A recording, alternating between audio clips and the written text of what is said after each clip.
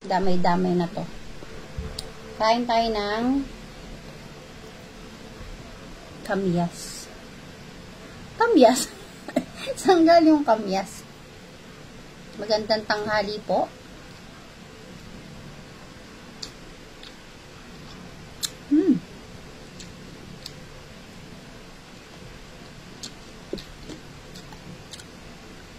Asim.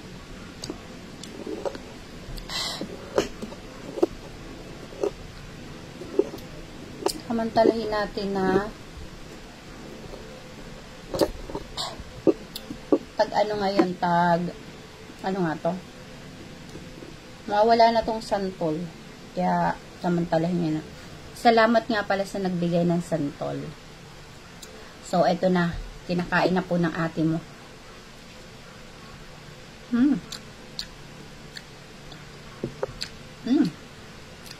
Asim.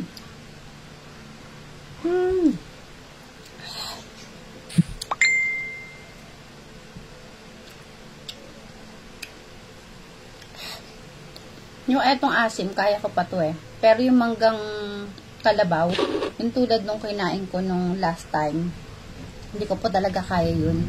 Hindi ko talaga kaya yung asim niya. May part kasi doon na matamis, yung medyo hinog na. So, kala ko yun, kaya ko. Eto, kaya ko to. Kaya ko yung ganito pang asim. Pero yung kalabaw, hindi na talaga.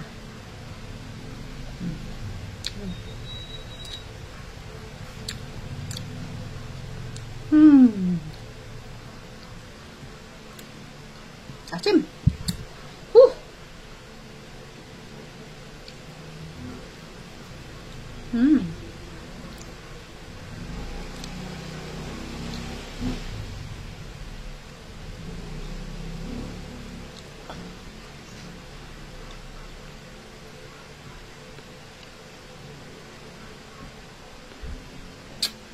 Yung mga bata pa tayo, lumulunok tayo ng buto ng santol.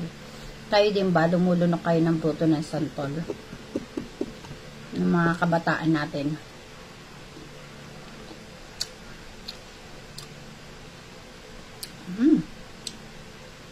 Sarap. Ito masarap gataan eh. Kaso 2 peraso lang. Kaya hindi ko na siya ginataan. Sabi ko, mang-iinggit na lang ako.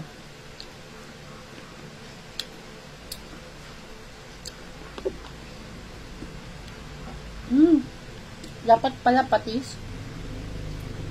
No? Masarap kaya ito sa patis.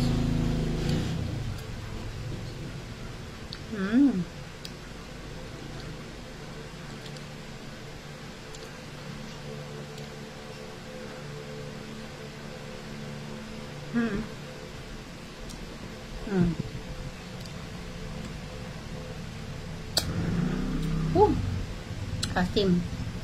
Binigay ito sa akin kahapon na Melba ng isang kapatiran. Kaya niya talagang mangayayat ako eh.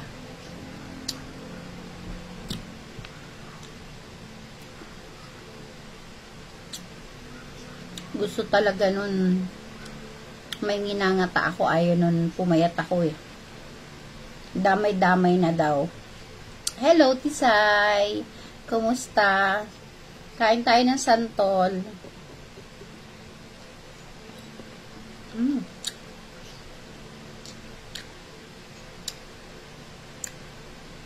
Ahim.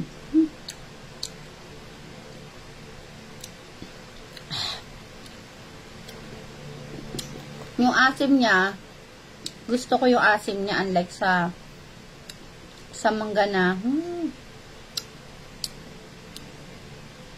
ano ba to, yung asim niya ay nakakangilo. Etong santol hindi siya nakakangilo kasi pag kinagat mo yung buto, nawawala yung asim, matamis naman. Diba?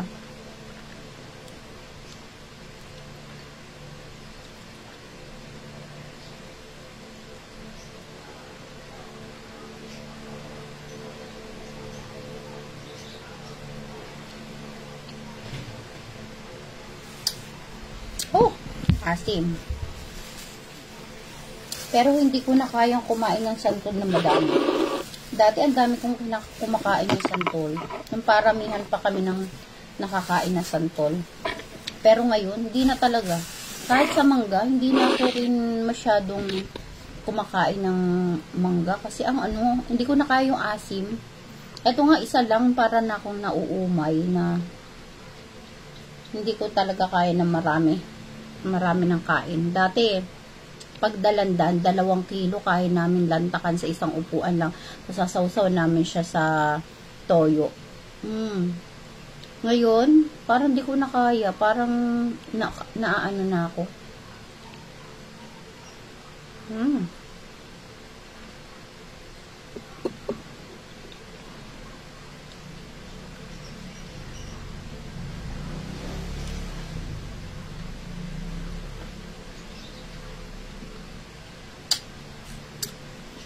Dati na maliit pa ako, nilulunok ko yung buto niyan. Pero ngayon takot na ako lumunok ng buto.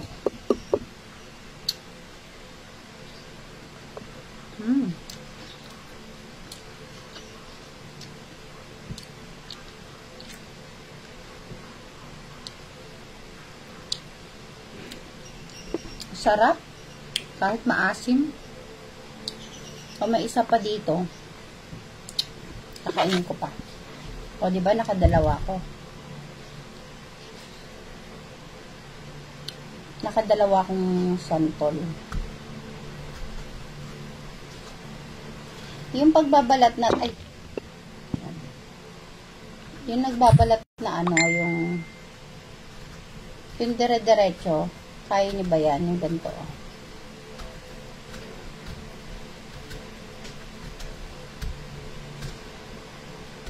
Ayan.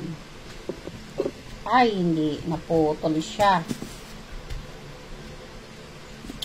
Kung talaga kaya, magbalat din ng dire-diretso. So, kain tayo guys ng santol. Ano ba yung santol? Ano bang benefits na nakakuha sa santol? Vitamin C.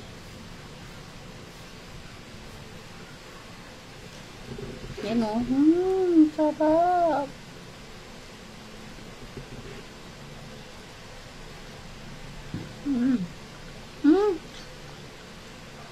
Mas maasim to.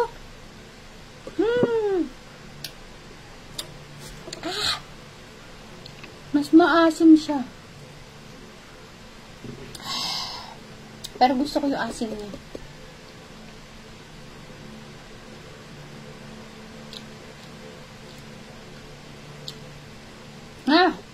Asim.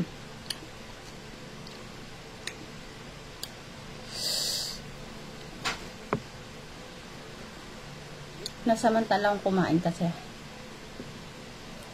Alikabok. Hindi ko kaya ang asim. Kunyari lang palang kaya kong asim.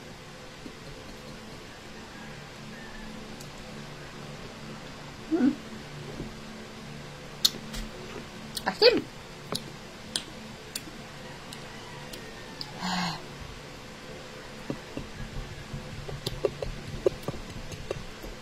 Lagyan natin na may sili. Baka di maasim pag may sili.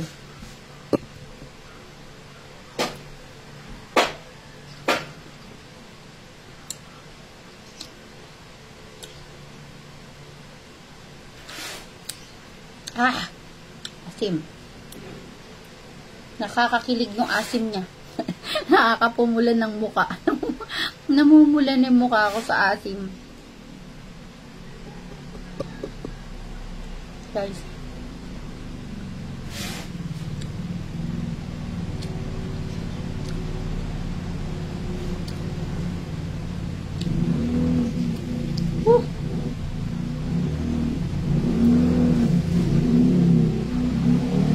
Hindi ko kaya.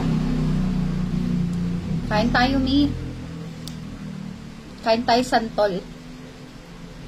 Ang asim.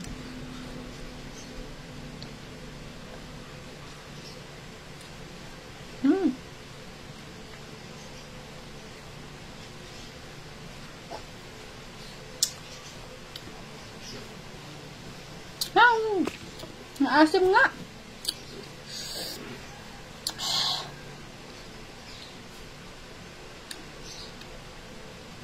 Parang wala kasi akong ganang kumain ng kanin. Kaya sabi ko, kakain ako ng, ng maasim.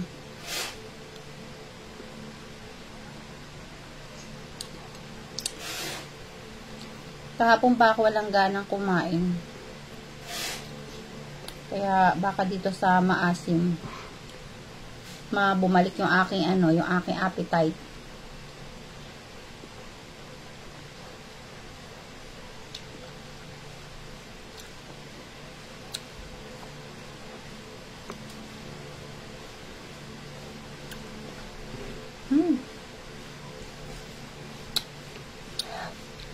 Yoko na.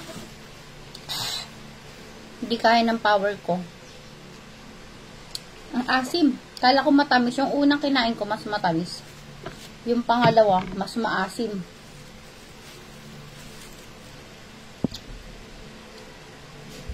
Magalaw yung cellphone ko. Hindi ko kaya ang asim. Pero mas di ko kaya yung mangga. Hindi ko talaga kaya yung asim ng mangga. Lalo na pagkalabaw. Pero kapag ka yung mukasim talaga. Pero kapag ka yung halimbawa yung Indian mango, yan, kaya ko yan. Pero pag yung kalabaw, hindi ko kaya. Hello, Bernal. Hello, Insan. Shout out. So, yun. Di ko kayang kumain ng maasim talaga. Siguro, lang ako sa maasim. Tikim-tikim. Pinawisan ako. Pinawisan ako sa asim.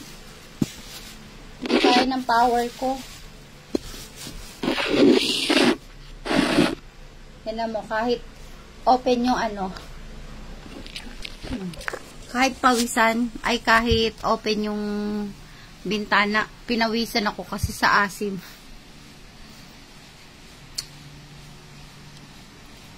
So, yun lang guys. Nang lang talaga ako sa asim. Nandamay lang.